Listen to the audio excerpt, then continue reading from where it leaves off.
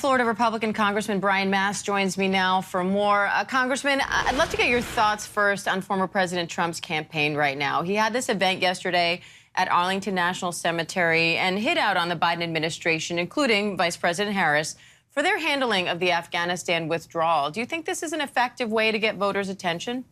It's an important message to get across. I was there with President Trump at the Tomb of the Unknown Soldier, and everybody should remember there's an anniversary of the Abbey Gate 13 for one reason and one reason alone, and that is Biden and Harris wanted to win a political objective. They wanted to withdraw from Afghanistan by September 11 and have a political party.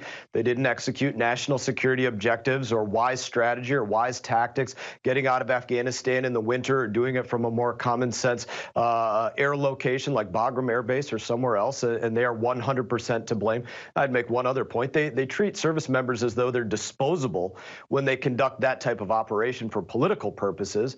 And I think most of us realize it's why Joe Biden is not the Democrat nominee today, that we have a non-functioning commander-in-chief. And every day that you have a non-functioning commander-in-chief, you treat our service members again like they are disposable. Congressman, the Biden administration and Vice President Harris in different elements have blamed Trump and promises that he made for withdrawal for essentially forcing their hand here. What's your response to that?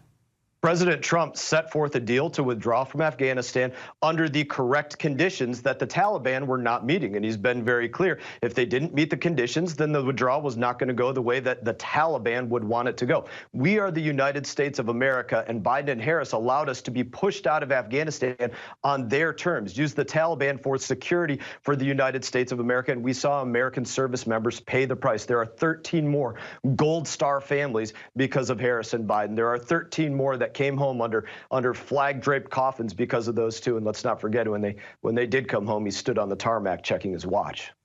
Meanwhile, Congressman, Governor DeSantis is getting some pushback there in your state of Florida from both state and local lawmakers in his own party over this leaked proposal from the Department of Environmental Protection. It shows this plan to build golf courses, pickleball courts, and resort-style hotels in 9 state parks. Now, you were one of the lawmakers who urged DeSantis to allow public commentary on this proposal.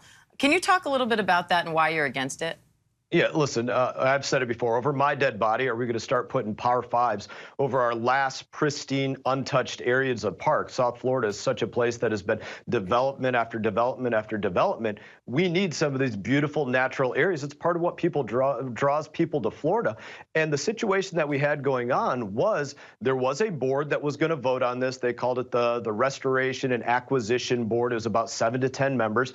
There was supposed to be a public comment. None of them were going to be present to actually hear the community's comments and hear how the community doesn't want this. That's kind of middle finger government. You have to have transparent government that's paying attention to the people, not a government that doesn't pay attention to the people. Now, tens of thousands of people, both Democrats and Republicans, have now signed petitions and protested this proposal since it was leaked last week.